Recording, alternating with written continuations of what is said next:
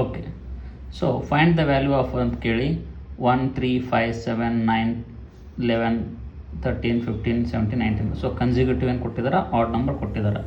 So ಎಲ್ಲ count ಮಾಡಲಿಕ್ಕೆ ಆಗೋದಿಲ್ಲ. ಕೌಂಟ್ ಮಾಡಿದರೆ ಮ್ಯಾಥ್ಸ್ನಾಗ ಮಜಾ ಏನು ಸಿಗ್ತದೆ ನಿಮ್ಗೆ, ಹೌದಾ? ಸೊ ಅದಕ್ಕೆ ನೀವೇನು ತಿಳ್ಕೊಬೇಕ್ರಿ, ಬೇಸಿಕ್ ತಿಳ್ಕೊಳ್ರಿ, ನೋಡೋಣ. ಸೊ ಏನು ಬೇಸಿಕ್ ಏನು ಹೇಳ್ತದ ಅಂತಂದ್ರೆ, ಸೇ ಫಾರ್ ಎಕ್ಸಾಂಪಲ್ 1 + 3 ಎಷ್ಟು 4. ಅದೇ 1 + 3 + 5 ಬಂದಾಗ ಏನಾಗ್ತದೆ, ಇಟ್ ವಿಲ್ ಬಿ 9.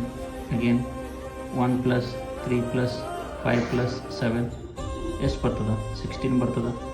ಹಂಗೆ ನೋಡ್ರಿ, 1 1 2 ಟರ್ಮ್ ಇದೆನಾ, 2 ಸ್ಕ್ವೇರ್ ಎಷ್ಟು 4.